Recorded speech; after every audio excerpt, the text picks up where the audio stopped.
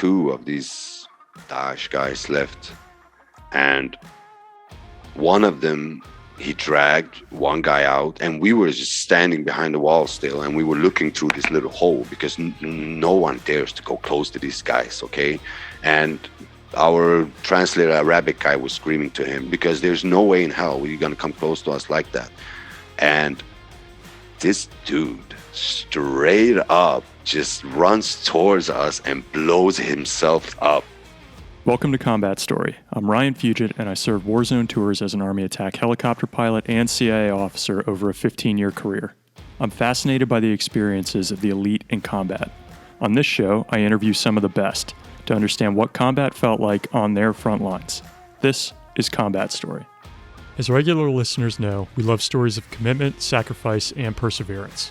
I choose guests carefully to find these traits, and I take a similar approach to choosing sponsors for the show, which is why I'm proud to share that this episode is sponsored by LoanSteady, a company that fights to get you the best position on your home loan. I've known Mo and Hayden, the two owners of LoanSteady, for over 10 years, and watched them grow the company from a 4-person group crammed in a small office into a multi-million-dollar company doing business in dozens of states through hustle, hard work, and sacrifice. I also know they do right by veterans, offering some of the best margins on VA loans you can find. I've personally referred 2 family members to LoanSteady in the past year, and both had great experiences, and I plan on using LoanSteady in the coming year myself. If you're in the market for a home loan, interested in refinancing, or taking cash out for a project or home improvement, particularly while rates are at near historic lows, check them out for a special offer for our listeners. Before the end of 2021, go to www.loansteady.com/combatstory and apply, and LoanSteady will waive all lender fees like those for processing and underwriting. Mo and Hayden will take care of you and keep you safe. It's LoanSteady LLC, NMLS number 1701910, an equal housing lender. Today we hear the second part of a fascinating combat story of Firat Batman, a Swedish citizen from Kurdish roots who left his relatively quiet and safe life in Sweden to join the YPG and Syrian Democratic Forces to fight ISIS.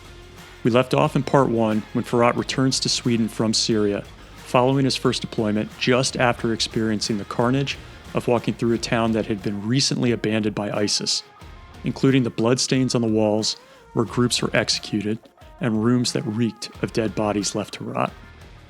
In Sweden, after returning, Firat, like many veterans, has difficulty assimilating back into regular life and hears of a friend who passed away fighting in Syria. This second round is all about Firat's subsequent journeys back to the front lines and the experiences fighting an enemy that would rather blow themselves up than surrender. It does not get any more real than this, and I hope you enjoy this combat story as much as I did.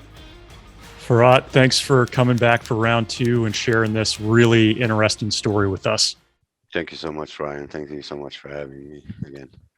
I really enjoyed our first round discussion. I think it gets into a lot of aspects of combat that are often overlooked, particularly for folks who aren't fighting with kind of the traditional nation state militaries and what it really means to go in there under-resourced, without the type of support assets and training that we take for granted in a lot of cases. So thanks for sharing that and how tough it was.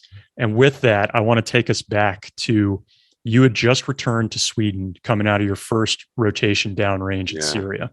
Yeah. And as you described it to us, the first thing you do is you go get your hot dog at 7-Eleven, which I thought was hilarious. You kind of go and see your family. Pack of Marlboros, and a pack of Marlboros. Yeah. You see your family, but you have this sense of feeling fake, you said, and you end up losing your 2 friends, Levi and Chektar, I think, in Manbij. So talk to us about the emotions as you're back in between this, or coming back from this first rotation.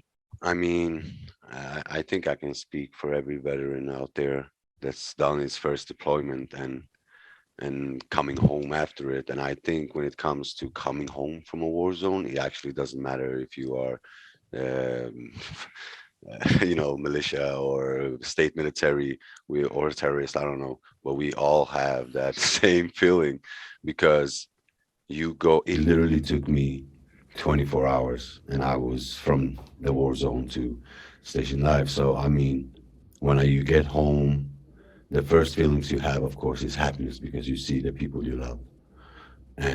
But after a week or two, when that goes down, then it hits you, and it doesn't matter where you are, what you do, it will hit you. And for me, it was a sense of fakeness. I felt like everything I'm doing here and everything people are saying to me is fake, because I didn't mean that people are fake or bad in any way. It just felt like so surreal to just be home and not, I didn't feel that I belonged anymore. I just felt spoiled. I felt like I've taken so much stuff for granted, like just to go and drink tap water. And I felt bad because I left all my friends, and the conflict is still going on, and I was talking to them daily. And once operations is on the roll and you're home sitting behind a computer, you will eventually start looking and seeing pictures of your friends and locals dying. And I mean, by that time, when Man Beach started, we that were not in Man Beach and we were sitting behind a computer and looking on this operation were seeing 10, 15 Habals a day die. I mean, and every day the fear grows that you will wake up and you will look at these official statements and you will see your friends. And the first one was Levi. I remember I was at home. I think I was on vacation in Spain. I think somewhere. I think so. And Haval Azad, one of our friends that were with us in our unit that I talked about, he called me and he said, we lost him. And I was like, what? What do you mean? And he explained to me that we lost our friend. And I remember I just broke down. I mean, I just sat my ass down and I just couldn't fucking understand why I am here. Like, that was the first thing that came to my head. Like, what am I doing here? Like, when I remember when he told me that, it's kind of like everything that mattered here that I wanted to go home to was like gone. I experienced like death before, friends dying, at car accidents or ODs or shootings when we were like younger. But I mean, we spent so much time together, me, Levi, and our unit, Jeff and all these guys. We spent so much time together, and losing the guy that were keeping us happy and smiling and laughing. I mean, Levi would sit and write jokes at 5 a.m. in the morning. We were waking up 5 a.m. in the morning and like, yo, Levi, can you be quiet a little bit? But he was writing those jokes for us. And even once before an operation in the village of Tel Nasri, where most of the people know was a Christian village, and it was pretty deserted after the devastation, what ISIS did. And we were stationed there once, and we were just in the baddest mood. And he actually set up a stand-up comedy show for us in one of these blown-up buildings. I mean, he went so far to make us laugh when we were like not laughing, and he was a good-ass fucking soldier. I mean, his dad is a hero. He got Purple Heart, got everything from Vietnam. I mean, he doesn't come from, he's a warrior. He was a warrior from when he was born. And losing him it made so many of us go back. And that was exactly what happened. Because after roaming around in civilian world, I couldn't sit down and drink with friends and enjoy myself anymore. It always ended up talks about Syria. Like, it was so deep, I couldn't stop comparing everything to what we did.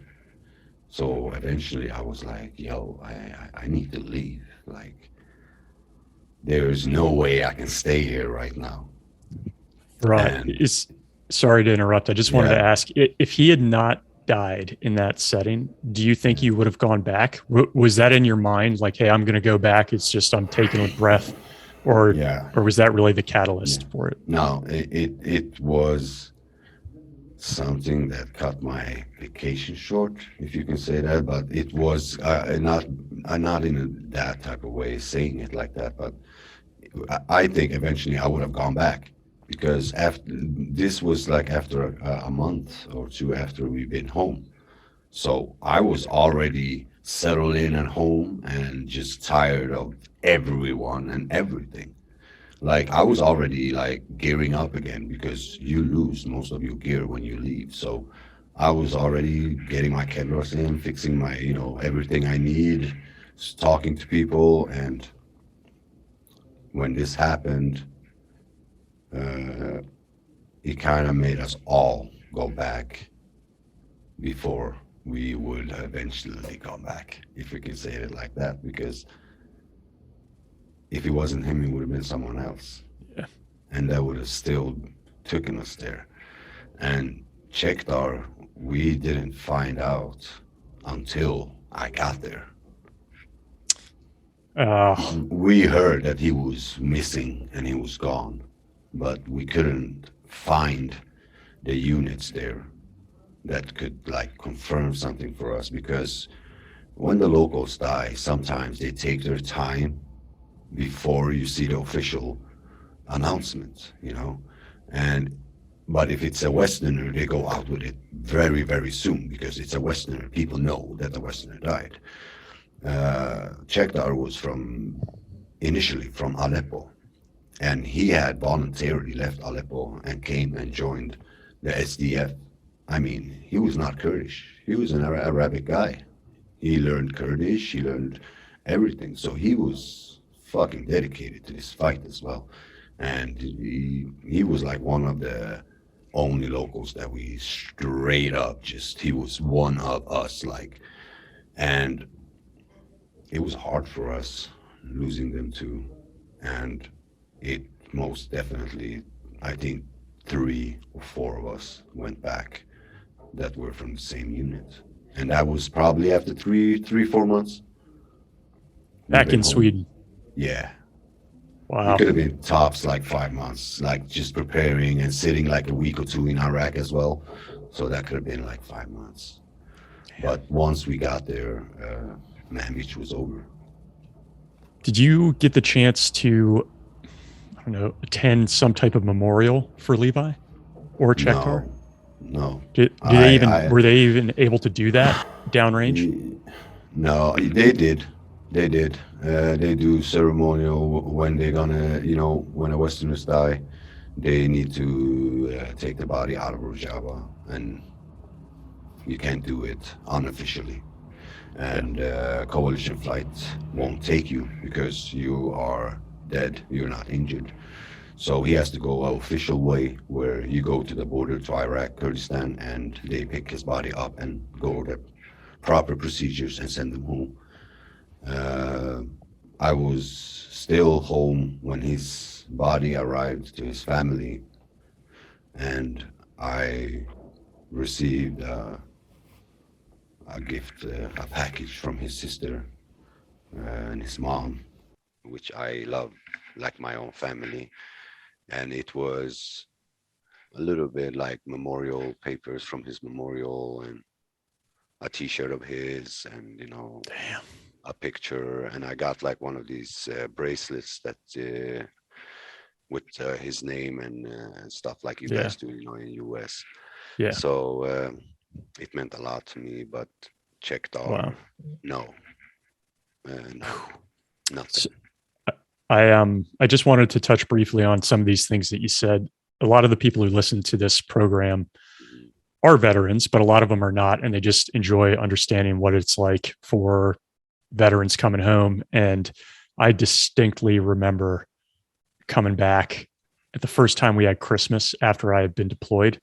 You know, I was back home with my family, and there are all these presents lying around, like just it felt gluttonous, just so much stuff, and how fortunate we were. And all I could think about were the guys downrange who had gone back. So I know exactly what you're talking. I think every veteran who's ever come back knows exactly that feeling that you had. Yeah. And that feeling just goes to a level it's hard to explain to a civilian when one of your battle buddies or unit member dies. I mean, it's one thing if it's someone you said hello to. I don't like. This is something as well. Like, this is your unit member. You were with him 24 hours for your whole stay in the country. That's more than I spent with anyone in my life. Like me, and people you meet in service and people you meet while deployed, even if it's 2 weeks, 3 weeks, if you click with that guy, that person, he will mean more to you than people you grew up with. Yeah. So losing him and Chekdar was okay. Chekdar we found out a little bit later, but yeah. So as we look at you transitioning back out of Sweden and back into the fight, do you have to go through this same rat line again? Do you have to find new contacts to get in? How do you get back into country this time? This time, I'm such or did you do it VIP style this time? No. Because by that time, that situation in between, our people, the Kurds, we always have bullshit between each other. So this time was one of them. So now we had to be smuggled in a different route. Okay. But the contact was the same. Everything was the same for me. And being a guy that went and came back, they appreciated a lot. And, being Kurdish and everything, they expected me to come back. So we chilled at a safe house for like a week. And then we actually got driven to like a mountain area. But from there, we had to do like an 8-hour walk, like dodging. This was some sketchy shit. And I have all my gear as well. Like I have, my Kevlars, my plates. I have like this big ass hog lifts bag, and it's just the guy that looks at me. He's just like half my length, and he's like, I can help you carry that bag. And these guys, all they do is walk on these mountains. And I mean, my bag was bigger than this dude, and he just insisted to carry this bag. But after like 6 hours of walking and hiding for like border police, like Turkish drones, and just going in swamps and people falling, and it was just it was a long ass way. And we actually walked from Iraq to Syria more or less for 8 hours. And I remember it was just rainy and muddy when we got to like the Rojava side. And by that time I was with my boy Jeff too. He was with me, and I mean, we were just two miserable guys. But it was a different route, more stressful, very stressful. It's like, okay, like you're literally seeing a checkpoint in front of you, and you're like, am I about to like end up in Iraqi jail or like Turkish prison right now? But of course they probably paid the people on the way, but yeah, the road it was sketchy as hell. And you see different people on this walk as well. You see, people from all over the world with the same goal as you, and it kind of motivates you to keep walking. Yeah. So I never thought I would walk for 8 hours, but it just does.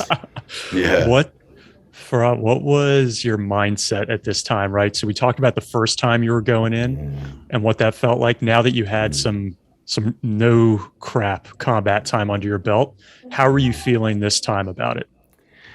I mean, I went in there more experienced, I guess. I went in there rookie. I didn't know shit. I just had like a multi-tool or something. But I mean, now I didn't know how much I can bring. I knew exactly what I needed, and I know what to wear, and I went relieved actually. So when I landed there, I was relieved. Like a lot of stress, just smelling Kurdistan just was like, okay, now it's no shit. Like now we're gonna work like whatever we were thinking about before, talking to our friends at home, and all this. It doesn't matter anymore because we might not see them in a week. So we need to mentally fucking prepare and going at it. And now it's like when we get there, it's no more question marks. It's literally get the cab, call the guy, go there, sit there. You know exactly what's going to happen. The guy is going to either come the same day or he's going to come in a week. You just sit down, you train, you prepare, you do your gear mentally. You make sure you don't eat anything shitty or drink the water, so you don't end up being fucking sick on the walk. And it feels better. I mean, and what was the environment like if we talk about where ISIS was at the time? Not necessarily exactly where they were, but the front line. What was the feeling of how strong ISIS was? And if you can remind us what year it was. So Manbij, it was 2017, I think. I'm not quite sure. But Manbij were just Westerners, more or less, from what our guys were saying. I wasn't there. I mean, so the fight in Manbij was actually like one of the worst. We lost a lot of people. We're talking about thousands. And I don't know if they made this deal, because in some of the cities, deals were made. So when we take and liberate a city, we don't conquer it. We don't control it. We gather people, different tribes, civil council. We create a civil council from people from the city. And in Manbij and Tabqa and Raqqa, the battle. No, yeah, it happened in Raqqa as well. Yeah, the battles didn't end. That there was no enemies left. No, the battle ended when a deal was made between the civilian people, the civil council, and like some other commanders with ISIS to release civilians and leave all their heavy weapons and go south. So in those cities, they were just retreating south when they couldn't stand the pressure anymore. And I don't know why we let them do that, but I understand it, because I have seen with my own eyes how they have stand and like put women and children in random windows. So literally you go up on guard and you just look through your knocks and you see just random children and women in a hospital just standing by the windows. Like you don't know what the fuck just happened, because an hour ago you just got shot from there. So we are out of business. We can't shoot. We can't do anything. So these moments happened a lot, and nobody can work when that happens. So these deals were made and they went south. And I mean, they were still strong. I mean, they were still thousands and thousands by this time. I mean, they were in maybe. They haven't lost Raqqa, nothing. They still had their capital. Yeah. They still had their resort. They had Bahos, their borders. They were fighting though in I think they were in Mosul almost as well. Like people were pushing them to Mosul as well. So they had like so many fronts open, but they were still fucking fighting. They were not giving up, and they were better geared than us. I mean, they had better shit than us. I just got an AK and 4 mags. I didn't got anything else. I got an AK, 4 mags, and 2 grenades, and none of them were new. Okay, everything was old. Like, it's people like having an old, for example, Russian AK, but I never understood why anybody would want an AK when it's literally created 1950 or something. Like, so all the weapons we had were old as hell. And the more and the further one we came, we got better gear and shit. But by this time, ISIS was still strong. Yeah. They were strong, but also the artillery, the airstrikes were intensifying as well. And we had momentum, and in war, momentum, surprise, it means everything. And we just kept pushing and pushing and pushing. And after Manbij was taken, what we had in front of us was a big land of vast, just deserts and villages. So this is where gonna be a boring ass operation, or we all were just going to die driving on IEDs. But it wasn't like that. There were still so many, and we could never fucking thought that we're gonna get shot at by children and women, and it's just got worse and worse. And somehow, at least in the cities, you couldn't see them. Sometimes in the cities, we thought there were like 200-300 left, but there were thousands. And yeah, and in the villages, they had a lot of tunnels. So we were prepared. I mean, when we got to Rojava, we instantly, we don't have to do any training, nothing. We literally acclimatized for 2-3 days, and then we are straight out, sent out. We got there. They sent us to an armory. We could pick up, whatever we needed, and I found like a brand new Zastava Serbian one, and I remember it was like brand new out of the box, and I took that one. Wait, what was that from? It was a Serbian Zastava AK. It was brand new. It was brand new with like plastic on and everything in the armory, and I was like, okay, I took that. And we took our stuff, and we had already bought like Kevlars and plate carriers, from Iraq and Europe. So, we prepared, and we were ready. So we were actually waiting for each other as well. So me and Argesh Jeff, we came there. One of our boys, Haval Azad, he was already there. So we were just trying to link up now again, like same guys that we were on our first tour. And at this time, we had also a good friend of ours that passed away too. His name was Jack. And me and him, we were really close. Like he clicked with us instantly because he was on an operation. He had been there for like 2 years. He haven't gone home or nothing. He was a British guy. He learned fluent Kurdish. He got injured once in battle. I mean, the locals loved him, and he was a dedicated fighter, and he ended up with us as well. And we were at the academy, and we were preparing to going out to units out to the fronts. So we got sent to an operation. It was at the time called Jezra. It was east of Raqqa. I think 40 kilometers east of Raqqa, Karama and Jezra. And I mean, that is also, you go there is an important place to take because it would literally, how do you say, finish the circle, the enclosure on them? It would encircle. Yeah, because they were still at Tapka, and they were controlling the Tapka Dam. So the fear was that they were going to blow the dam. That was our biggest fear. Going into these areas were like, okay, if we push too hard, they might just blow the bridge. So, I mean, the dam. So we were in a limbo. It was a lot of waiting, a lot of just, doing guard and sitting in cars, going in the desert and shit. But I mean, we eventually all linked up. Me, Azad, and Jack, Jeff, and like 2 other British guys.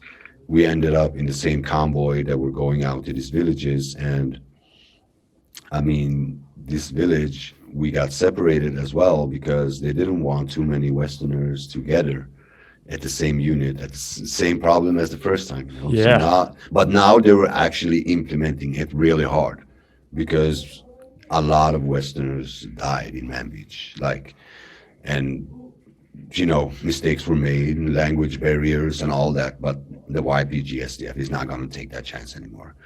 And Firat, sorry to interrupt. I just wanted to ask because I remember in your first deployment, you were saying it was really important to you personally to get with a Kurdish unit. Like you didn't want to be this this guy translating and rolling around where they're keeping Yeah, all the Westerners safe. It yeah, sounds like now it's a little more fluid and you can go with the Westerners to the front line. They just don't want the Westerners all concentrated in the same position, basically. exactly. Yeah. So now because all of us that were there together had been there before. So there was this trusting, they trust Okay, you because got it.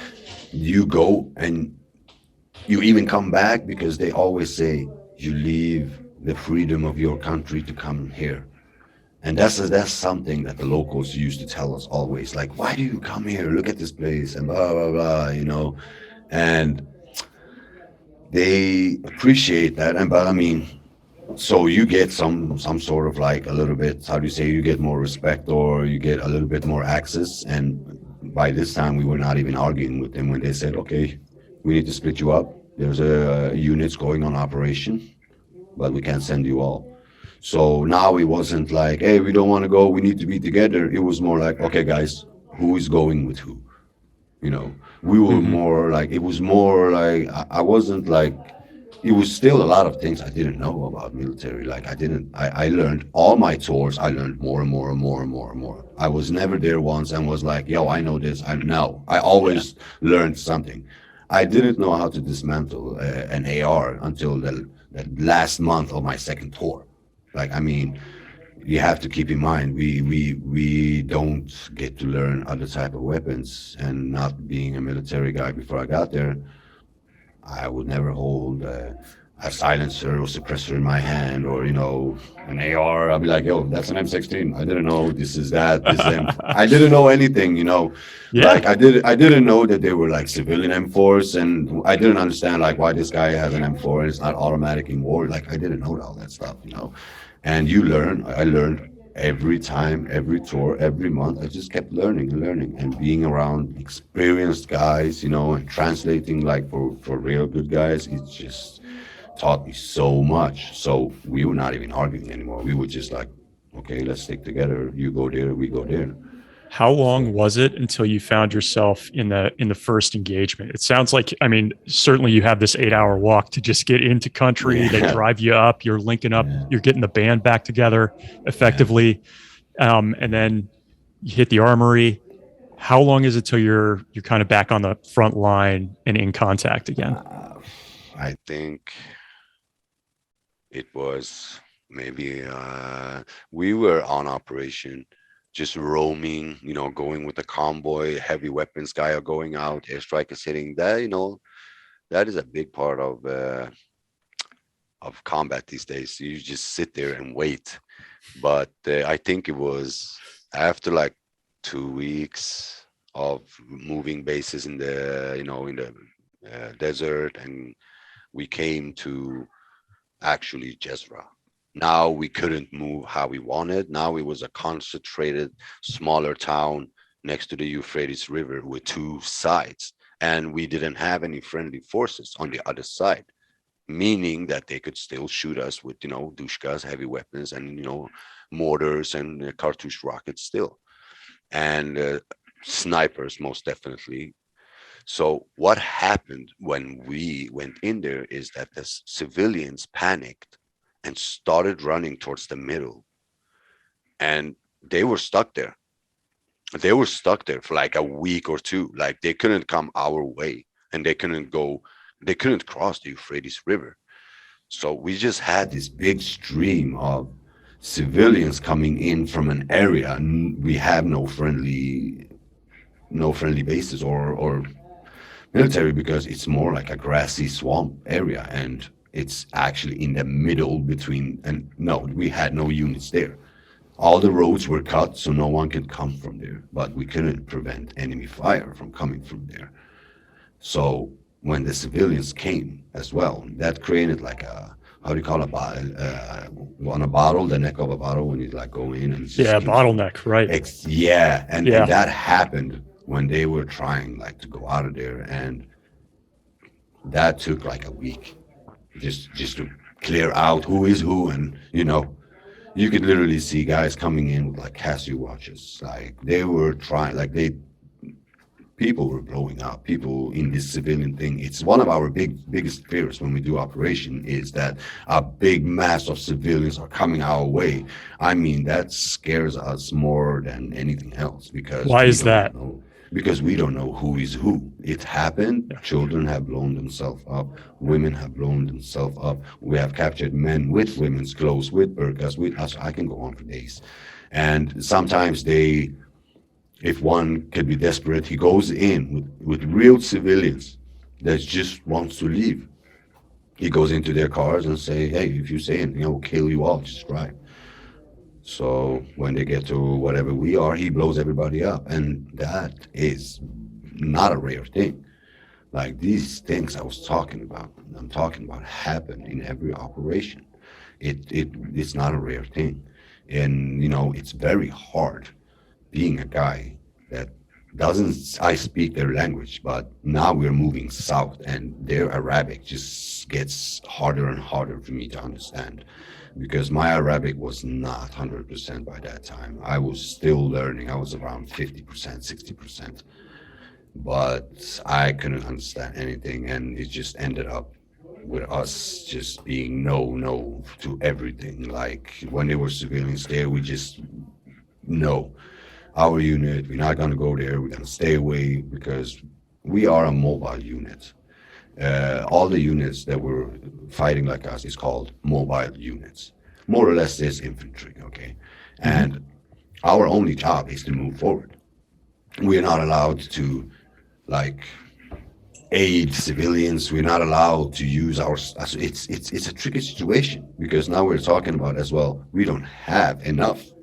Even if I had enough, I have to save it because I'm not able to go back and re-gear my medical bag.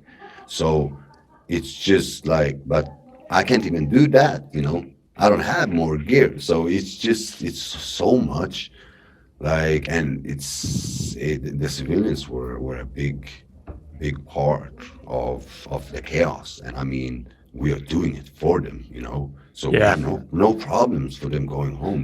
But for us to be there was hard because we were not told that we're going to deal with people. We're not going to talk to them and, no, we are a mobile unit. We don't even have a base. We just move with the front line. Even if we would go off the front line right now, we wouldn't have a base that we can say, oh, we're going to go back to our base. No. A mobile unit don't even have that. They move and they sleep where the front line is. So our, talking and, doing this with civilians were very minimal. We were trying to avoid it a lot. And I mean, after this wave of civilians walked by and passed and the military police came and they started really closing in and closing that road. We started going on daily, day and night operations, and I didn't take more than 4 days after that.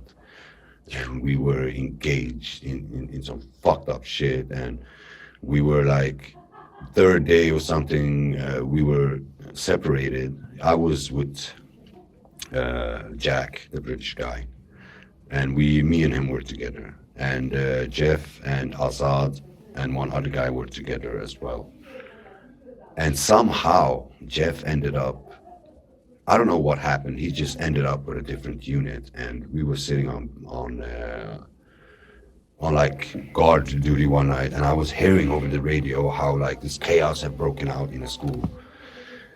And I just keep hearing people are dying, and I'm just waking everybody up. I was like, yo, this crazy shit is going on at the school right now. I mean, you need to wake up, and they're attacking them. And Firat, sorry, are you intercepting their comms? Are you listening to No, I'm ISIS, just or are you listening. talking your own comms? I'm just listening to friendly comms. Okay, got it. I'm listening to friends because we all have these Hydra comms, and I can hear them calling each other in stress. I can hear the guys screaming and that's scary, actually. Yeah. Firat, we should talk about that for a second. Yeah, When you hear a guy on the radio who is in possibly about to die, or feels like they're in a fight where they could die, you can tell it in their voice, and it's really hard to listen to it from afar.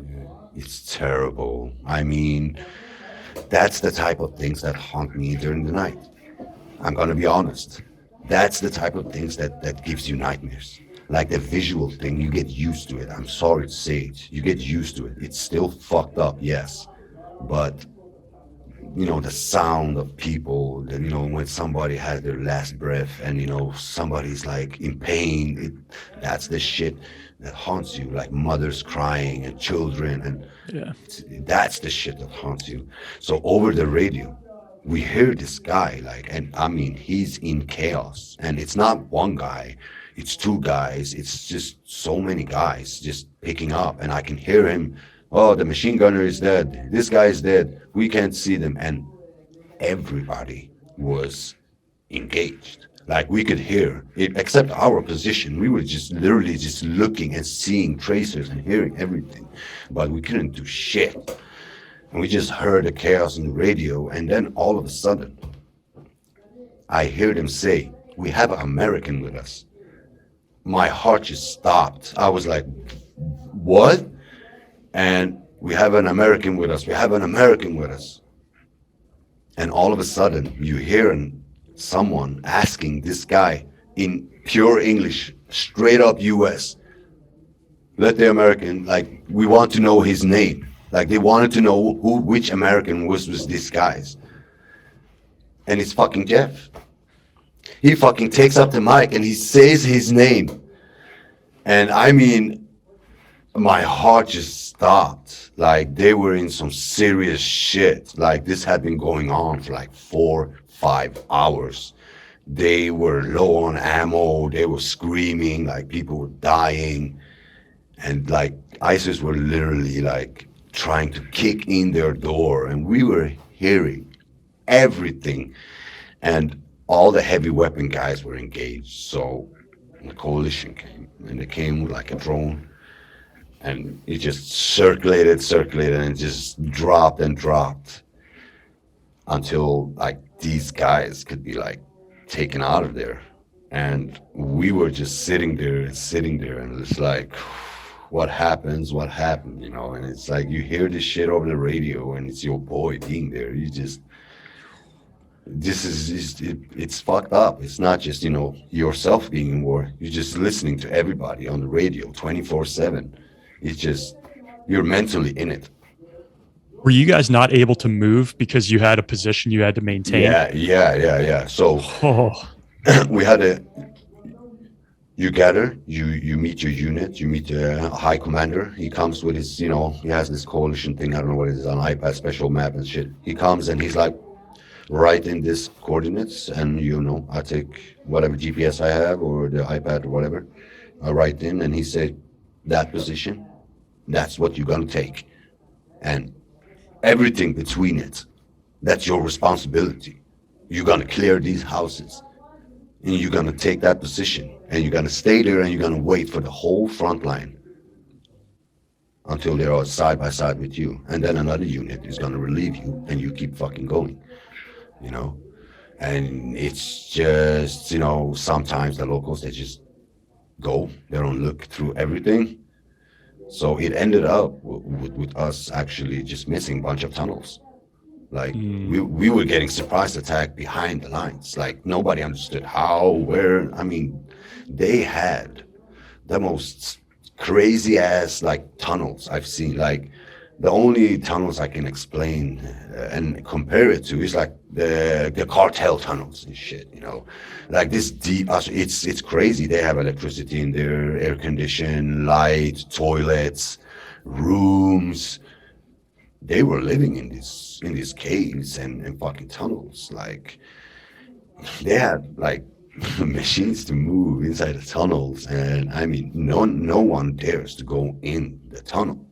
Because you don't go into their tunnels, because this is probably mined, and everything is mined almost. It's like we can't, like, people have died of just picking up energy drinks from the ground. They mine it. Mattresses, blankets, they go in before they like close a regular store, because they know that once this offensive force is coming, the first thing they're gonna do if the stores is open, they're gonna fucking go in there and take what they haven't eaten for a month or two, and that's how the locals is there. They went in and they take it, and they left some places open, so people went in there and died. So everything is mined. Okay, you're afraid to touch anything. Like sitting in that Guardian, the APC, it's so stressful because that truck it's not for mines and IDs. It's a riot control police truck. I mean, that shit will just blow up and tear everybody up. And this comes from actually seeing it happen. Yeah. Seeing how the trucks look after. And, and me not being so experienced with it yet, just kept hearing it all the time. Oh, stop being like that. Stop touch that. Stop take that. Stop do. And I was curious as hell. I was sloppy as fuck. I would go around and I would pick shit up, and I was like, hey, if it happens, it happens. I didn't care. I was just like, not because I was like, I don't care if I die. It was just, I didn't know. Yeah. Because by that time I never saw anyone blow up in front of me or it was just, I was being like naive, but it's. Did you talk to Jeff about that night? I talked to Jeff about that night yesterday. Were you like, why the hell were you there, man? I was like, what's going on? Like, what the fuck happened? And he was so pissed. He was like, yo, they separated us, and this unit, because Jeff is a veteran. He's been in Afghanistan. He's been in the military before. He's one hell of a machine gunner, and they loved him for it. And Jeff could operate the mortars. He was a mortar guy as well. So Jeff was an asset. And he understood Kurdish as well, because he's like family to my family. He comes to our house. Awesome. My family calls him my son. My mom calls him my son, Yeah, so he's family. He knows Kurdish. He knows this. And he's really experienced, And he was just so calm. He explained how fucked up everything was, but he was like, man, I didn't even see anyone. Like, he talked about that, how he didn't see an enemy. He just kept seeing people dying in front of him. He's just like, I kept walking over people, bro, and people kept dying and crying. And I was like, my training is don't shoot until you see anyone. And I was shooting at muzzle flashes, and he's like, really, and I'm hearing this experienced guy trying to like explain his side of it. And it's just total chaos. And the next unit that fucking relieved them, not even 2 hours after, got hit by a V-bid. And they just blew that shit up. I mean, it was fucked up, because once that happened, they sent our unit to the same place. So they sent 3 units to the same fucking school. So the third time we went there, this school, half of the school was non-existent. I remember we came in there because by that time, that area was under visually, like people were guarding it, looking so nobody would sneak or do anything. But so we could go there, make a path without actually being stressful about the IEDs, just because people took the same road that we were about to take. And the first thing I see when I go in, and we clear the hallways, everything's fucked up. And the first thing I see when I go into this hallway is like, it's like this fucking scalp of this fucking suicide bomber just straight up stick on the wall. Like, it's just straight up just hit the wall and it's just stuck there. And I'm just like looking there. I'm looking at my friend, Jack, and he's British. And the first thing he says is, fucking hell, mate. And he kept saying stuff like that. And I remember when I was just looking at it, I looked at him and I was like, yo, bro, like, it just, this thing, the thing I was talking about, this naive thing. And I was just like, it just became so serious, because we were going on. I just seen injured people, because me and Jeff were, by this time, we were with our medic bags. We were doing a lot of like medical work. We were caring for like injured havals. So when we were not doing operations, we were doing medical work. So by this time, me and Jack, we have like built this thing that we were gonna be, because he had a DMR, he has a marksman rifle. He had like a good scope on his AR. So I was still with my my AK. So we made this thing that we talked to these commanders and we said we will move, not freely, but we will of course ask for permission. But we will move around the front line, and we will provide medical, and we will provide because he had also a thermal. He had a thermal for his AR, and not all guys had thermals. I mean, that was a luxurious thing because I wish every unit had like a nice thermal, but in this time it wasn't that, it was maybe out of 10 units, maybe 6 had them. And did you guys even have night vision? I mean, you're talking thermal like infrared, right? No. Yeah. No night vision, nothing. One unit had a pulsar fucking thermal scope on the AR, and of course you're not going to put it there and remove it. You need to have your zeroing, and so once that was on and you zeroed it in before the night, this guy, he's going to do a lot of work. He will go around a lot. He will stay up for days. So I ended up helping him a lot, and we went around and did this, and we were engaging every night. We were like every night. So sorry, Firat. Let me just get this straight. So this is you, and who is it with you? And Jack And Jack, right? So this British guy, he's got this weapon. He's got an AR that has a thermal on it, and you guys are both have kind of the medic background or capability. You did, and he's got this weapon. So you guys get permission to effectively move throughout the front lines, and treat people and support whoever needs it at that time. Exactly. Oh man, that was, I mean, to be honest, that operation we were set loose, really. Like we because there was this one female commander, and I've known her a long time from my first time, and because Jack, he was in Rojava like a year before I even got there my first time.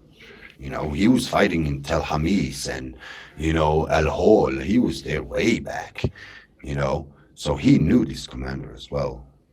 And I remember she had the most fucking brutal name ever.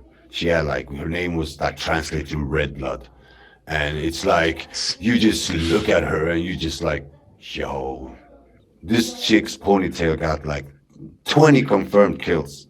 I bet you not. She was so serious, but she was one of these commanders that were like... Was she YPJ? Yeah, she was hardcore YPJ, straight up from Rojava, since day one, been affected, family members taken by ISIS. This woman was fucking That's hard badass. She scared the shit out of us. And she was she came here to me, and I swear to God, her word were the law. If she said something to us, we wouldn't listen to anyone else. If she said, okay, how about Firat?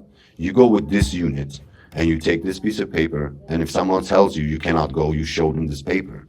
So me and Jack were moving fucking free because people were coming back, stabilized. People were wondering, oh, who packed this wound?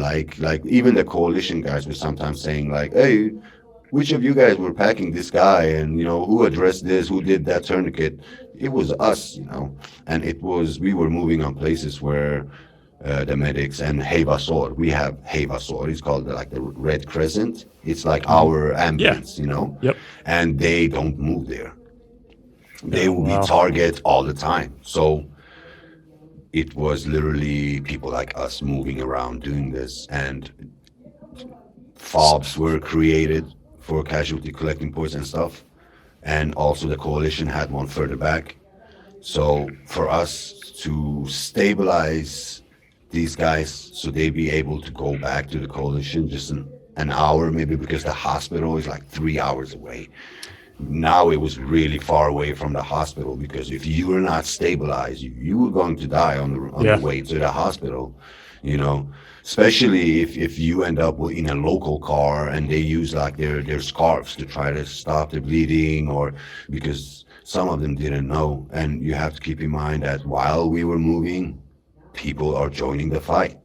You liberate one city, people come back. I'm from this city. My family is in this city. Let me join you. So we were multiplying. Like we would just become, it was stronger, stronger, stronger, stronger, stronger. So that's why we have all these councils. You know, we have like the Topka Civil Council, the you know Raqqa and Manbij, because it's so many people, and not all of them are YPJ and YPG. You know. Can you, Firat, could you, so actually this movement that you have with you and Jack and moving along the front lines, and you kind of got somebody who's got this effectively an asset on the battlefield in a weapon, and then you've got the medic side. It reminds me just a little bit of that movie 1917 from World War I, where they kind of follow this one guy through the battle. I don't know if you recall any particular night or series of events, but could you kind of just talk through what it was like moving between lines and maybe an engagement you guys got in and how you were treating people? This sounds fascinating to me. I mean, it's like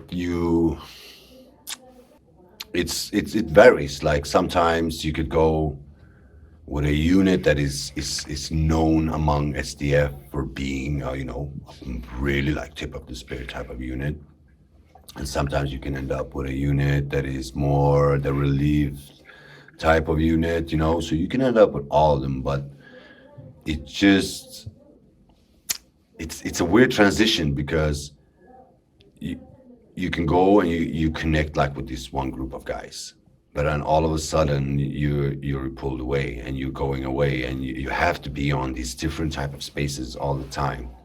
And like, I trust all of them, but the guy I die for and I trust for and I know has my back is just one guy.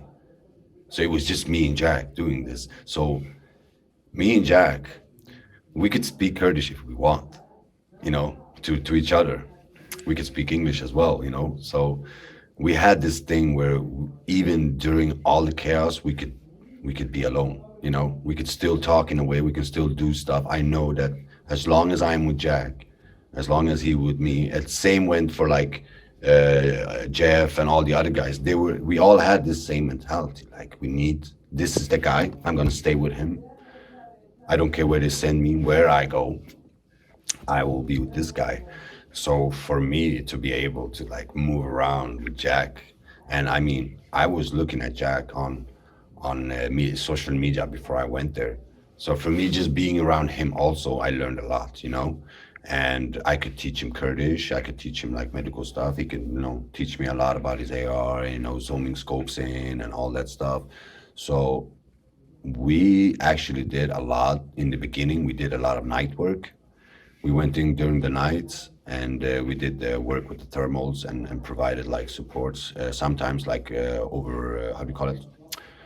When people are moving. Yeah, exactly. Overwatch. Yeah. Sometimes, but we would like switch, because sitting on that thermal scope is crazy, because you use it for like 10 minutes. You have to stop using it, because you are literally blind when you take that shit off.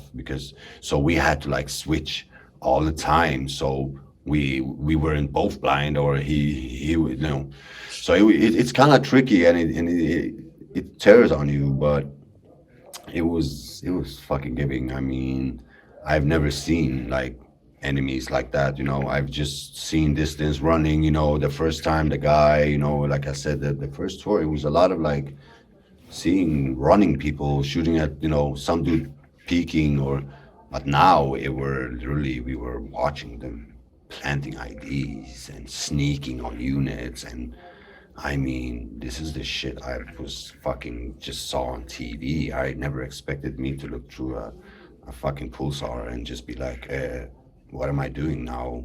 It's like, shoot, mate, And it was a new type of thing. And it kind of like, it was, I don't know, I liked it. I wanted to do it. We wanted to stay that way, because being with a bigger unit, it means you will always be with that unit. So me and Jack, now we could only be with local units, like we wanted just to be with local units, because the local units couldn't have issues with us. There were no language barriers. We spoke Kurdish, both of us, so we were like super welcome wherever we went. And with the locals, when we got south, there were a lot of Arabs, and I speak Arabic, so it was just funny for them because they keep calling me the American. They were like, "Hey, we're here with the American," and I was like, "No, no, I'm Kurdish. I'm Kurdish." So everybody, sometimes I would walk past local Havals that speaks like same Kurdish as me, and I can hear them say, "Oh, yeah, man, that American, he's Kurdish, he's so good." And I was like, That's "No, awesome. no, I'm Kurdish. I'm not American. I'm Kurdish. I'm from Sweden, Kurdish." So I mean, little moments like that, breaks the ice, and Yeah. people just, because we give them shit as well. We give them tourniquets. We you don't have an eye pack? Well, sit your ass down. Blah blah blah. Blah. We were. I like doing it. I like just helping people. Oh, you don't have a dad? Okay, take this, because that was a big part of this community thing we have. Like, if I see him not having proper, I will straight up just give something to him. It's how we are in YPG. It's a communal thing. Like, Yeah. I can't see you struggle and I'm not. It doesn't know. It's not how it works, you know. And Is there a particular event when you and Jack are rolling around, like one of those nights or fights that comes to mind that was particularly difficult?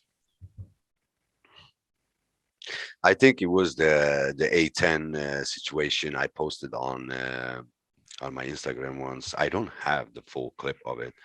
Uh, we were about to go and support, uh, just drop ammo to a unit, and I remember Jeff had he was in a heavy weapons unit by now. He just had switched like us. And he was with a local heavy weapon unit that was like driving with an APC, and they had like a Madus on it as well, a 50 cal. So Jeff knows all that shit, so he could like straight up help them as well. So he was chilling as well after the school incident. So they were keeping him on the low because that incident was a big thing for them, because one of the coalition guys had to like take the microphone and literally ask who's the American is, because people got stressed out when they said we have an American here, and nobody knew which Yeah. American is it, because he was not supposed to be there alone.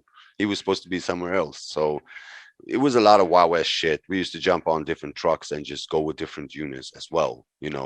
So people were not at the best behavior as well. Sometimes we were doing some, just sneaking away with different units, and didn't tell our commander that we went with this commander. So that shit happened as well. Yeah. And but it was when we were going and we were gonna drop off some ammunition to this unit, and they were coming under fire, and like already 2 or 3 of them had like come to our like CCP like all fucked up, like muscle all out of his arm, and we were like wondering where is these guys coming from, because we don't hear uh, that much chaos in the radios, in the comms. So we went with this truck that were the ACP that was gonna go and drop off ammunition. And when we got there, they drove there, and we could hear they're exchanging, they're engaging, like, and bullets are whistling, and you can hear enemies shooting. And I go out of I open the door to this Guardian, and this guy keeps taking his ammunition, and I can see they've been shooting like, I don't know, like 10 to 7 or 8 RPG rounds, and they all like empty. Like, these guys have been fighting a long time. So I looked at Jack, and I just see Jack he just gets out of the car, and he just like, fuck it, I'm staying. So he just goes out of the car, and they closed the door to this Guardian, and I didn't know how to fucking open this door, and I was like struggling to open it, and I was like screaming to Jeff, how the fuck do I open this door? Open this goddamn door! And he was like super calm, you idiot, pull it up, and then so I just open it, and we go out, and we just connect with this unit, and they had no idea where the fuck we came from. We just jumped out of this car, who just left. The APC just fucking left. As soon as we closed the door, they left, because he was just dropping off ammo. So yeah, me and Jack were with this unit, and we kind of like recognized the commander. We have seen each other like during the operation. So he was like, "Hey, are you guys with us?" And we were like, "Yeah, we got sent here, And we got engaged. Like, we were behind this mud wall. In Syria, they make like these thick mud walls, and they make it like out of hay. I think they mix some sort of clay and hay together, and they make their houses and stuff on it. And you see that typically most on the countryside and the villages. So no bullets going through this thick ass wall. Okay, so they had made like these small holes everywhere, and I remember like we were just checking out what people were doing first, like assessing the situation, like how are people shooting, what are they shooting at, like, oh, did we just make a mistake, we jumped out of here, like, just you check these guys, I check these guys. So I go, I talk to them, and they say, yeah, they're like in these houses, like they were like 100 meters, 150, 200 meters tops away from us. And this is daytime, Firat? Yeah, this is during daytime. This is like 12 in the morning, like 1300 hours, something. And in like a village kind of. Yeah. It's like a smaller village. It's like, it's no two-story houses. This is just like village houses, that you have in Middle East. Maybe some of them had like some, 2 stories, but this is all clay. One RPG round and all that shit is gone, Mm-hmm. And we could see them, like, it was so weird. And he's like, oh, there he is. And I was just like, what? Who's there? You mean like the enemy? He's like, yeah. So I was like, what? I got stressed, and I just went to Jack. I was like, yo, they're literally 150 meters away from us. Like, you need to, like, you stay here. And we kept, like, he wanted to go somewhere. He wanted to get a little bit higher over the wall, and he was trying, and we were standing, and we were like engaging the enemy. And we could clearly see that, some of these houses we had, cleared more or less, because they were stuck there. And these guys were either came from a tunnel or got left behind. Okay. So this is crazy shit, because once we started shooting at this house, and this house, like, we could hear people gave up, like they were screaming inside this house. Okay. And they were like 2 of these Daesh guys left, and one of them, he dragged one guy out, and we were just standing behind the wall still, and we were looking through this little hole, because no one dares to go close to these guys. Okay. And our translator, Arabic guy, was screaming to him, take your clothes off, because there's no way in hell you're gonna come close to us like that. And this dude straight up just runs towards us and blows himself up. Like, I mean, this wall we were standing behind just boom collapsed, like on some 4 or 5 guys, and we were just like, what the fuck just happened? And this guy was everywhere, like, we were covered in him. His friend died of his, like, it just happened so fast. And we just stressed the shit out of that place, because, I don't know, it just pulled back. It just happened, pulled back, and everybody pulled back. And we pulled back to an area just like 20 meters away from there. And Jack is going inside his house, and he's kicking in the mud cover on this fake window. He's kicking it in, and he's taking up like this empty barrel, and he puts his rifle in, and he starts looking out the window. And I'm telling him, okay, bro, I'm gonna go out here. I'm gonna cover this door. And I go out, and I look to the left, and the local guys start screaming to these friends. He says, Imsako, everybody, like, round up. We're gonna leave.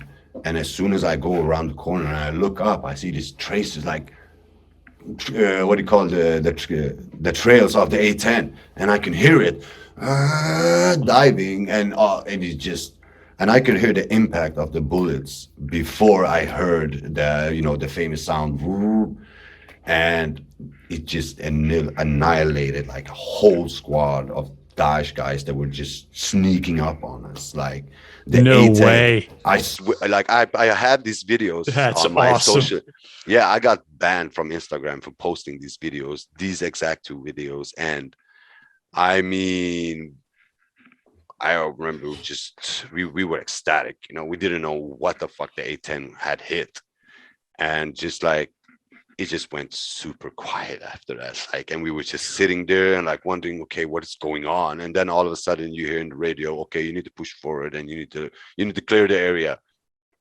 It was just like carnage everywhere. It was like, I mean, I've never seen anything like it. It was at least 15, 20 guys like all over the place. And I was like, I was covered in fucking like blood, and Jack was like, Oh, he was like sitting there and like cleaning his rifle, with this fucking like goo and pieces of meat. And I mean, oh, and that was like, in that operation, I think that incident was like one of the holy fuck, like it, dude. because when somebody gets shot, he gets shot. It's like, okay, you're counting on it, but when somebody does something so unpredictable, like you don't understand, like, why did you do that? Like, you're not gonna come to us, like, we're behind the wall, like, you could have still fought. Like, there's still some things you don't understand about your enemy, even though you know that they will, as the first they get the chance, they will blow you up. Man. But I mean, they do shit sometimes. You have no idea why. It's just, oh, and For I mean, yeah. I was going to say, did you see, like, you could visually see the A-10 coming in, or you could just hear it? No, I'm looking up, and I'm literally saying on this, I have my GoPro on, I have this video, and I'm looking up and I'm saying, oh, I think we got it. And I don't even say the word airstrike finished. I think we got an airstrike, and he just shot. And I mean, I saw it with my eyes, but on my camera you can't see it. I could see the A-10. And it was just one of those moments that it was, me and him was just like, yo, we need to step our game up, because this was sloppy. And Really? it was because we left with a unit we were not supposed to leave. And also, why did we let these guys give up? Like, that's the big thing that we have in our head, because our commanders tell us, you're not there to take any prisoners. If he's a combatant, you have to shoot him, because he will not come to you and surrender and say, okay, take me to jail. He will blow himself up. I mean, we were, if you weren't gonna take your clothes off, you were gonna get shot. Yeah. And Wow.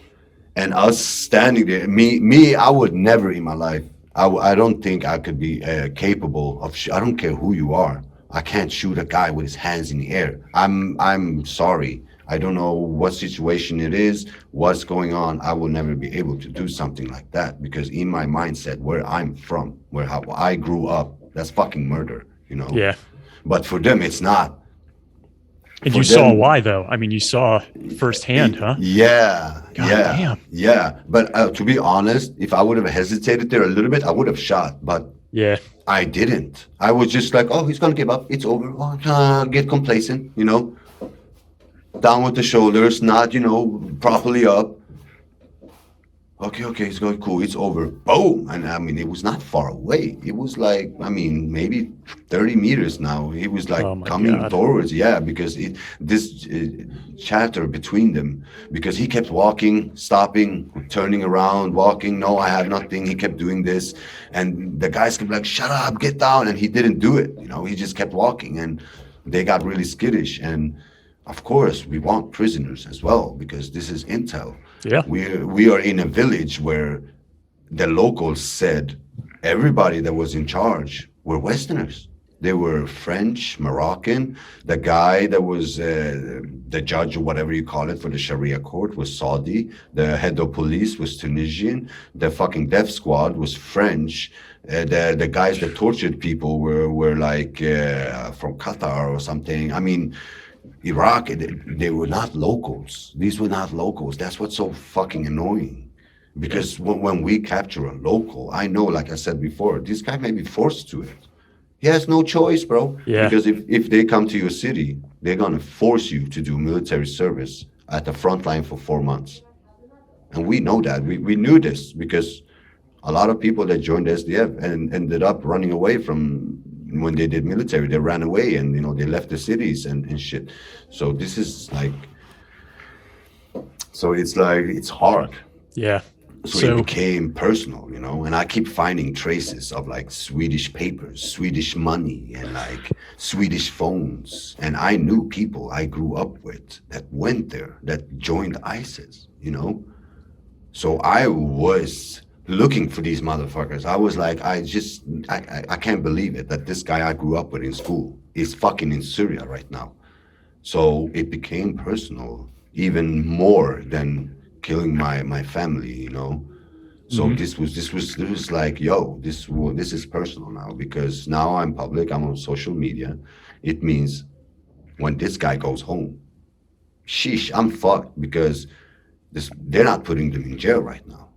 Not in Sweden. It's only two guys that've been put in jail, and they got put in jail because their faces were seen on a video where two regime soldiers got executed.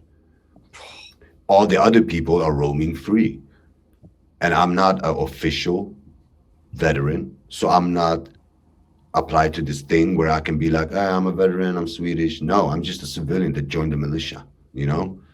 So I'm as much danger as they are in the eyes of, you know, they know I did something good. They're not going to say you're a bad guy. They never done that, but they will not protect me in any way, you know. God, so it was very personal for me, because you know, this just got realer, and now it's close to home as well, you know. And that's a pretty heavy story, the one that you just shared. I wonder, there was a story that you and Mike shared as we were prepping to get to just like coordinate to meet. And I was wondering if we can go there. And it's not, it's more on the lighter side. And I don't know if we're jumping around like the timeline, but that's all right. Yeah. Can you talk about this time you guys are in the building, the same building, I think, with another ISIS guy? Oh, yeah. This one had me rolling. Yeah, this was legit. So after these operations, Karami, Chazura, it went pretty fast. It was maybe they took all these places in maybe around 60 days. And I mean, I'm talking about hundreds of kilometers, the desert, they took it. So now the forces are going back, and we are going to the Tapka City operation. And this happened in Tapka City, where we were at these high buildings at the end of the operation. And they were like on the 7th floor. ISIS. Who's they? ISIS? ISIS, okay. Yeah. The enemies were like on the 7th floor. So now we were compact. So now you can't just call an airstrike on a 7-story building. You can't just do that, you know. So you need to go take it, you know. You need to go in, and you need to you need to work. So what they had done when we got into the house is that they sealed off the staircases. Okay, they blew up a piece of the staircase, and they threw down all like a fridge and freezers, and there was no way that we're gonna go up there, because as soon as somebody get up there, they would shoot you or throw grenades down or something. So we were just chilling, you know, just doing guard, listening to music, and just having t-shirts and shit on. And he was like, yo, Firat, come. I was like, yeah. He said, yo, listen to this. So he went to this little rat hole. Who is this? Who are you with? Jack. I'm still with Jack. Yeah, I'm still with Jack. So he goes, you know, we call them rat holes. They're little holes, you know, you peek through or you shoot through or you run through. We call them rat holes. So he went to this rat hole and he screamed, Allahu Akbar. And you could hear this ISIS guy literally respond back on top of 7th floor, Kul khara ya kalb, and he's telling him in Arabic, eat shit, you dog. So it was, and we all started laughing, and he started laughing, and we started laughing. We were like, we all started laughing, you know. And that was that's also one of the most bizarre moments, because we can hear him laugh. We heard him laugh. It was just weird. The ISIS guy is laughing. Yeah, he laughed as well. We all started laughing, you know. And it was just, I know he laughed, and he was like, these motherfuckers. And we were like, just trolling, you know. And there was a lot of moments like that where we would take the radios and we could hear them speak English or something, and we would like take it and be like, yo, this guy's dead. Come get your boy, you know. And we would like say shit like that, and, you know, be like, yo, you know, give up. Why are you doing this? You know, why did you blow up the mosque? And sometimes people were actually trying to have like a dialogue with them, you know. And you can't talk to these people. Like, commanders would say, you left your friend, he's injured here. And they would straight up say in the radio, kill him. They did, like, straight up stone cold. They didn't even care about their own. Like, if you were captured in battle by us, then it means you failed, because you're either supposed to die in battle or kill people while you blow yourself up in battle. So they pretty fucking hardcore. They were good fighters. I mean, it's funny and easy to look at a video where some dude is just spraying. It's easy to look at those videos, but let me remind you, this is not some Gundi, as we say, some farmer. These is Chechen fighters. These are Iraqi Ba'athist. All these guys have been fighting for years. I mean, the Chechen units were literally geared up with vortex scopes and AK-103s and suppressors. I mean, come on, these guys were fucking dangerous as hell. And the Uzbeks and Dagestans, they were famous for being, good ass sniper units. I mean, have been in operations where Uzbek units of like 18 people have hauled off the whole fucking front line of 200 people just by picking people, by sniping them. I mean, and we know this because we have seen their videos while shooting at us and killing our friends. By that time, they were doing a lot of propaganda stuff, and they were still posting and posting. People still wanted to join, Islamic State.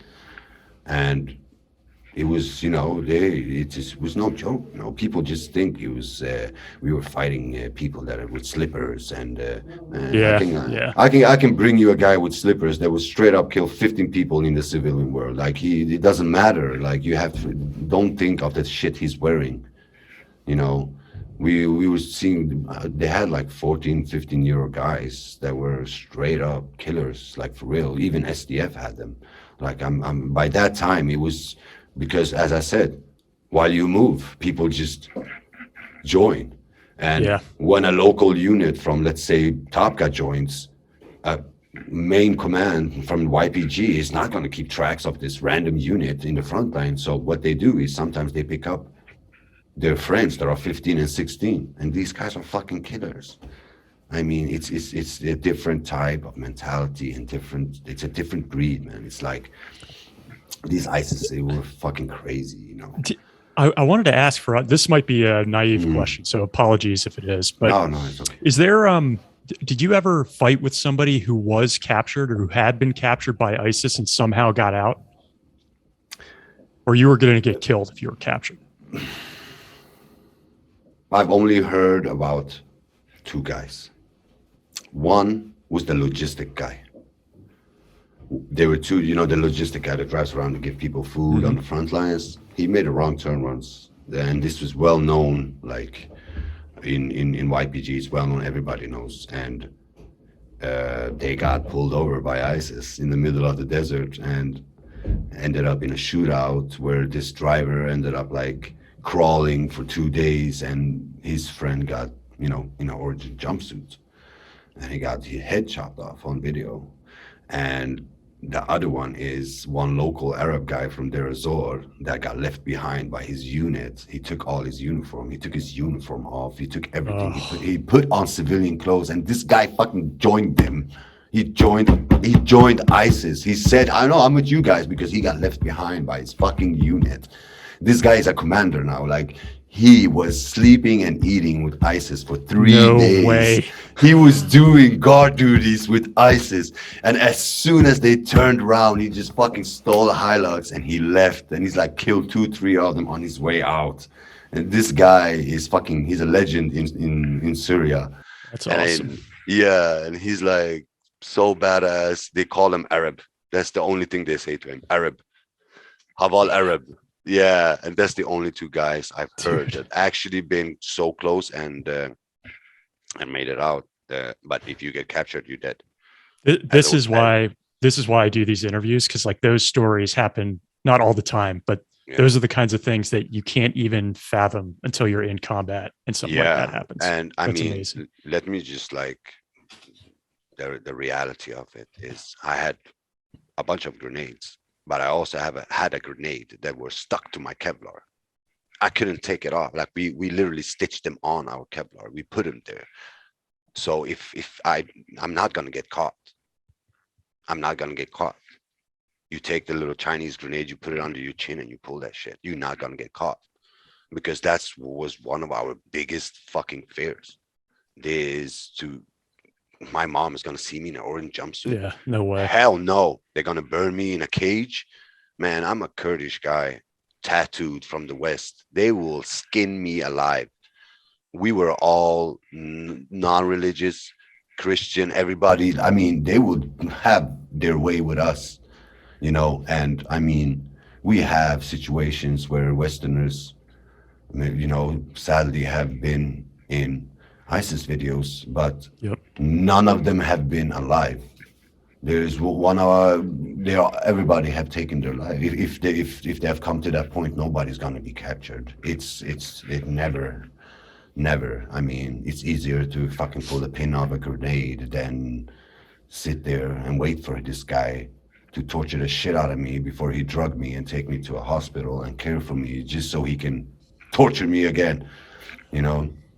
And we hadn't gone so far at the operations by this time, like when we, further ahead, when they captured people, they used to swap them because they were sieged. They didn't have water, they didn't have medicine, they had their families there. So I mean, just imagine being in a siege with your family, no food, no water, 24-hour fucking airstrikes, artillery, and mortars. I feel sorry for their families. I do. I swear. I don't. I no. Yeah. Their families got radicalized because as them.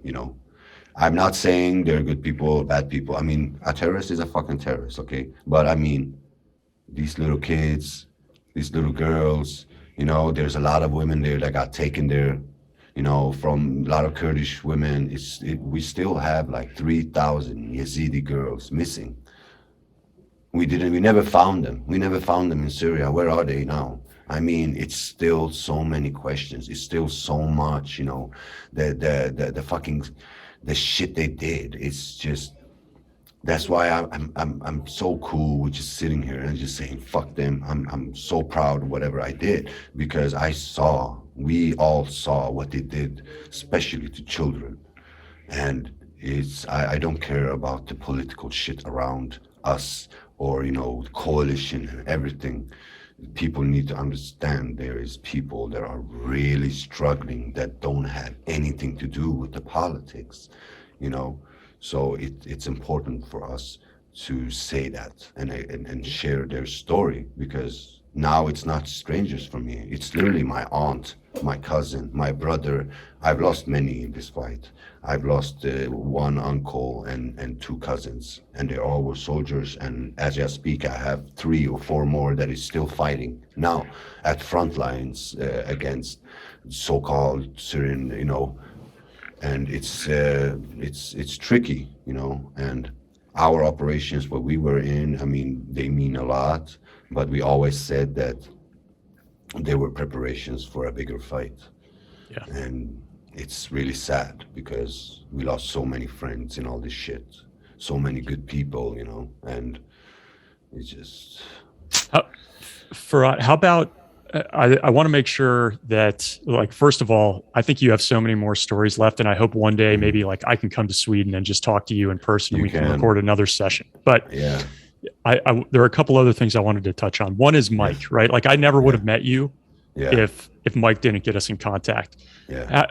Could we just speak for a minute about him and your relationship with him and how you guys ended up meeting and where you fought together? Yeah. So me and Mike, we met in Iraq. He was helping out, doing stuff for the Peshmerga and stuff. So, we haven't fought in front lines together, but we have been around each other and helped. I mean,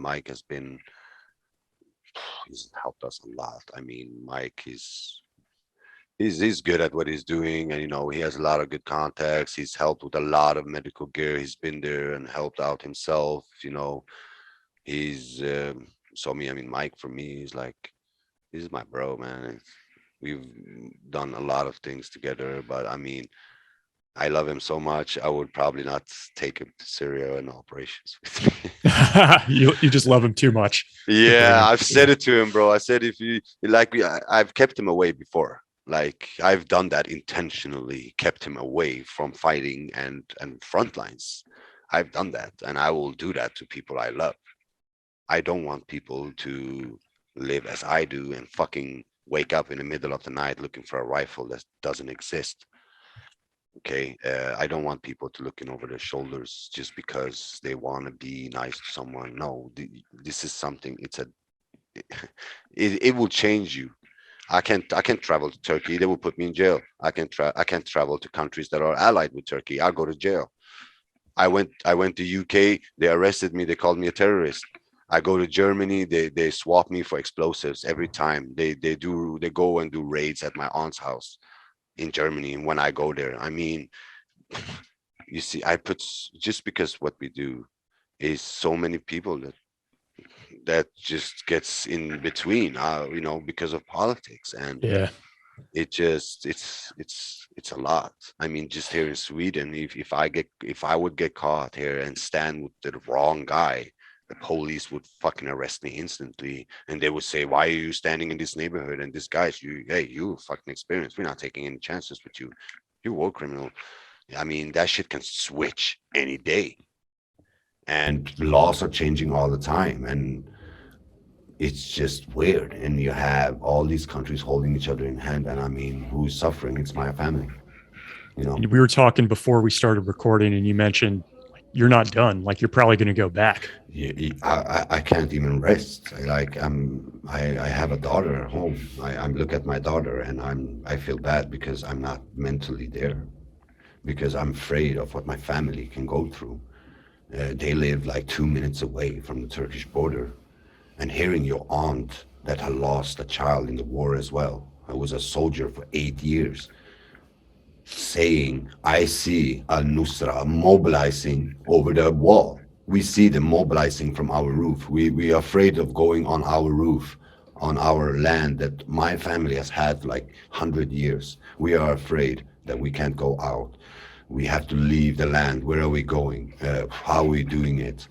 I mean, if they start to attack, we can't move in either. Then the borders are closed. I mean, it's so much. So me being, like I said to you, juggling all this, preparing and trying to keep in shape and training, and it's not fucking easy. Well, mentally, because to train you need to be mentally there.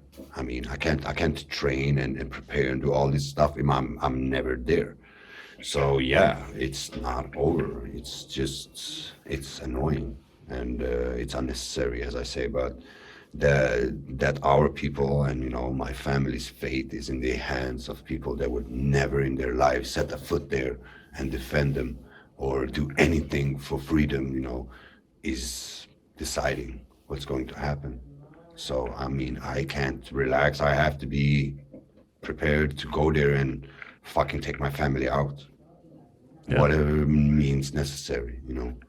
If I could leave my family, my children here to go and fight for people and my people, then the things I would do to get my family out safe, I can't even explain.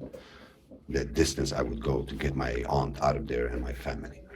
So no, I'm definitely not done. And our guys are talking to each other all the time. And a lot of people contact us. They want to go and they want to help out, and we thank them all, man. It's like it feels good hearing veterans that have served in Syria be like, we want to be there with you guys. And like, even when Trump pulled out and did that green light for them, I had so many service members like sending messages to me and like saying, oh, I'm sorry. Like, you don't have to say sorry, bro.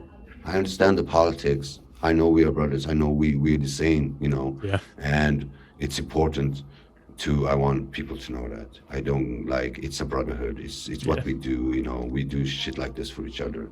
That's why we never ever talk politics on this show, because nobody gives a shit when you're down range and the bullets are flying. No one asks what side you're on for politics ever. No. I'm there for you, bro. You're there for me. Yeah. And I mean, that's what I learned, and that's what I got out of my tours there. It made me a fucking better person, like 100%. All this shit I went through, even in my last tour in Bahoz, I was literally walking through a sea of dead people, and I was still like, I still learned something that day, even if it was the most horrific day in my life. And I was like, it would literally remind me of this documentary that Vice made about U.S. forces, and the name of the documentary was is this what winning is this what winning looks like?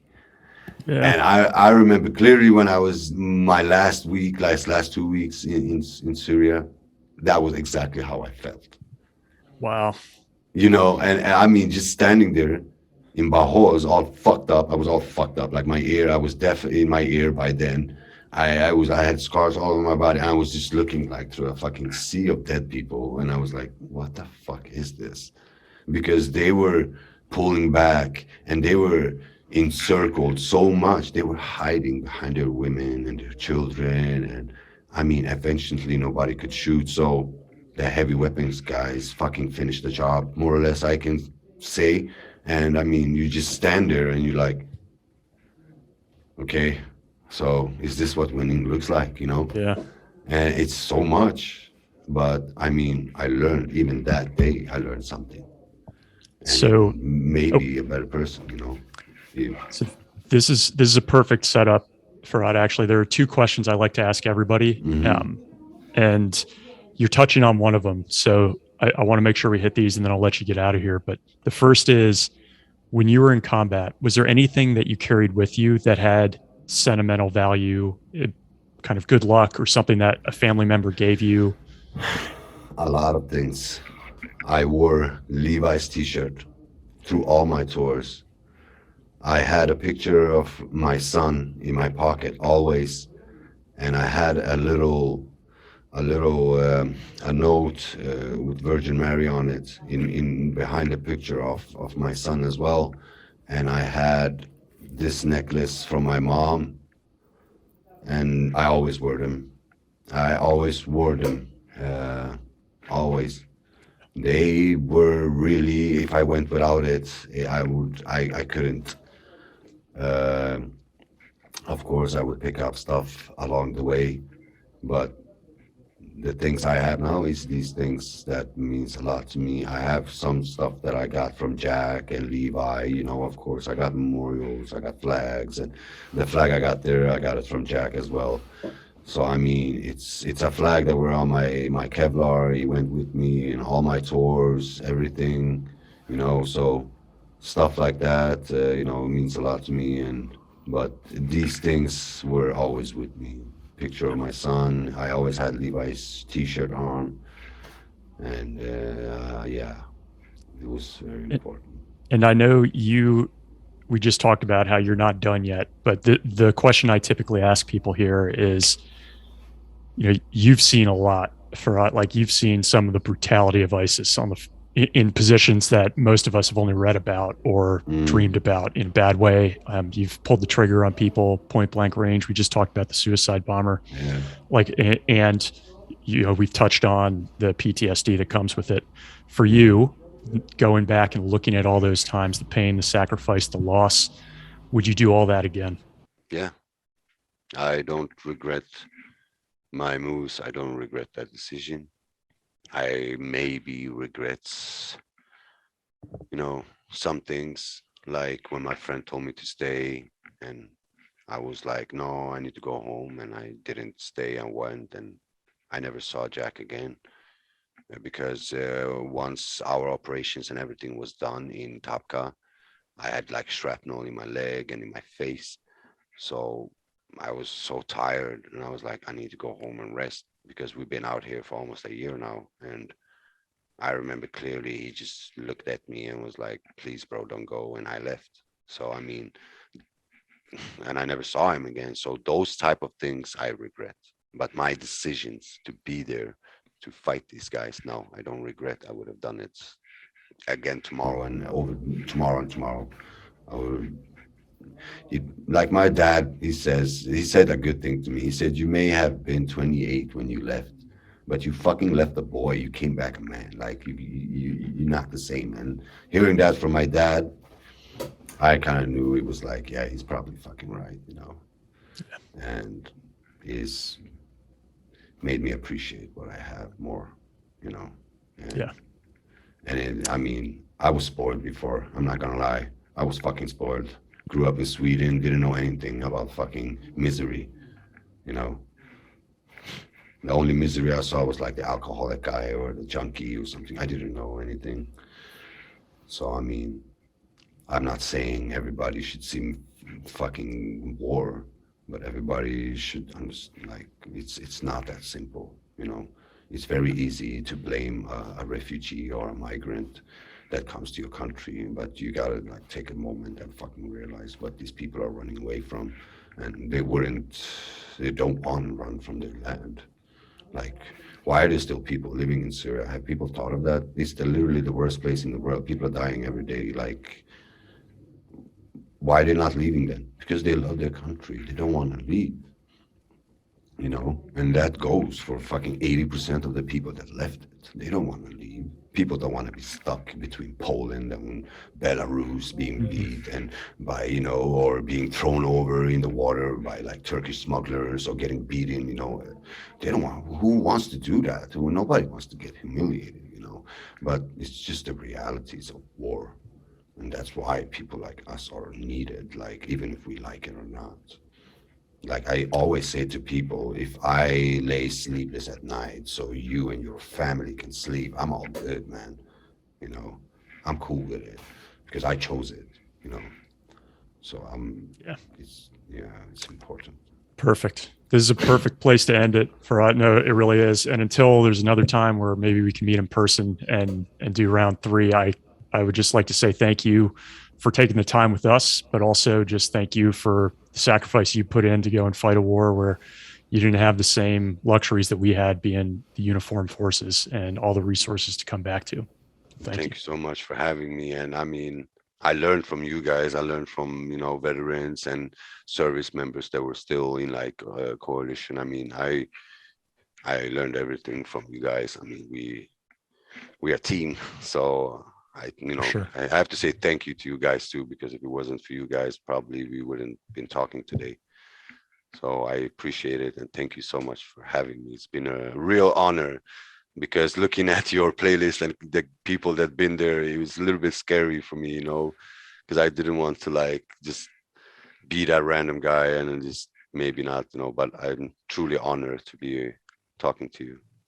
I think people are really going to enjoy this, Firat. I genuinely do. So thanks, man. Thank you so much. Thank you so much.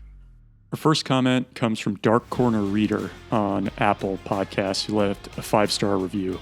And it's brief, but it says, great guests and interviews, good insights and conversations. And I just wanted to say thanks for taking the time to leave that. Like, nobody has to do that. It means a lot that you actually spent the time to sit there and write that down and give other people a reason to tune in. And I agree with you. I think we do have some great insights here and conversations, and I'm glad that you feel it too. So thank you. Our second comment is a little bit longer, and this one is also about Ray McPadden in this case, which we've had a lot of comments about these interviews with him. And this comes from Cav Scout 62, which is an awesome name, and it's on YouTube, and it says, as a 60-year-old disabled vet, ambulatory, and a Texas Hill country boy, Ray, you done good. Don't let the fact that you allowed yourself to enter the flow and become a savage because you were in a savage place and fighting these savages ever shame you. Sometimes as a soldier whose job is to prosecute war, and I know this will sound corny to the uninitiated, you have to become war. As a man who comes from a line of men who fought in every single conflict this nation has ever fought in, to include twice removed grandfathers on both sides of the Civil War, you sometimes must become war. You're obviously an intelligent, moral, and good man. I would have been absolutely comfortable with you as my LT. That last part about being comfortable with you as your LT says a whole hell of a lot. Any officer knows that. That's all you can hope for when you're leading troops, is that they would trust you to go into battle. And you could just tell with Ray, like he cared about the troops. He made some hard decisions, but he also took the advice of others. And he just comes from a place of humility. So thank you for taking the time to leave this comment. I love it. It's long, but it's good. So thanks. I'm glad you enjoyed it, and you all stay safe.